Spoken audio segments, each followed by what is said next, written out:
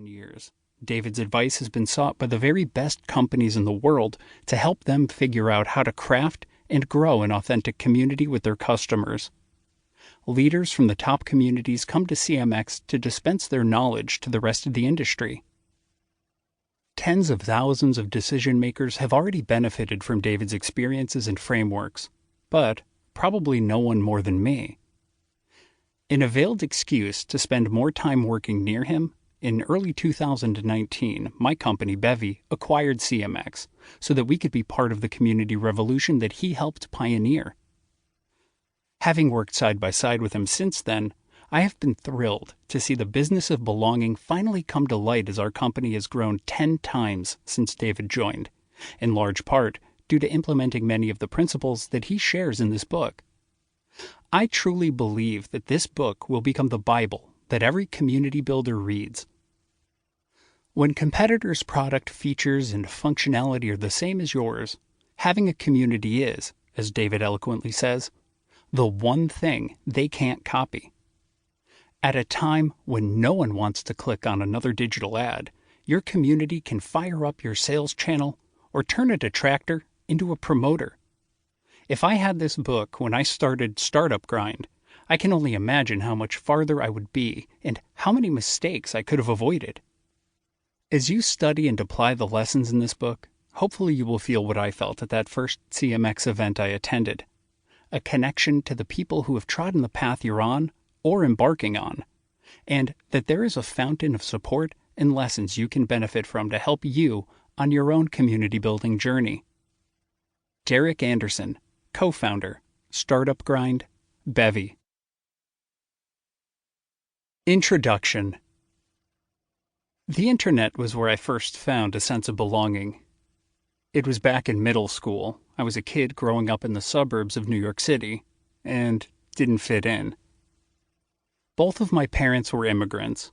My dad was born in Ireland, moved to Israel where he met my mother, got married, moved to the U.S., and I was born 1 year later. We didn't have a deeply rooted social network in our local community. We were new and different. We had some extended family nearby, but most of our family lived in other countries. I was a bit awkward and tried too hard to fit in. I was bullied for being Jewish and having a parent with an accent.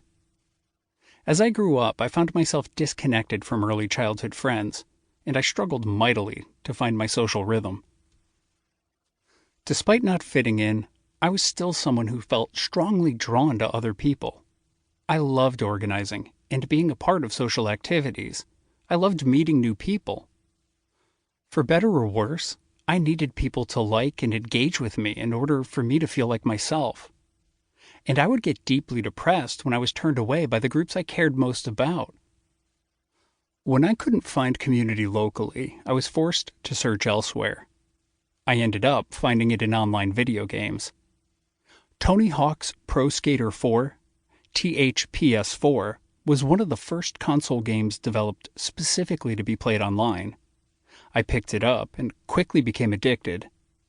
In truth, I think I was more addicted to the social network on the game than the game itself. I became one of the top competitive THPS4 players in the world and had developed a strong reputation on the game. I decided with a couple of friends to start up a clan, and we quickly rose to the top of the clan rankings. We launched a website and a forum, which became one of the most popular online communities for THPS4 players at the time. We had a really tight-knit community with lots of shared stories and inside jokes. I once won a personal meet and greet with Mr. Hawk himself and asked him if he could sign a Jell-O pudding pack for me.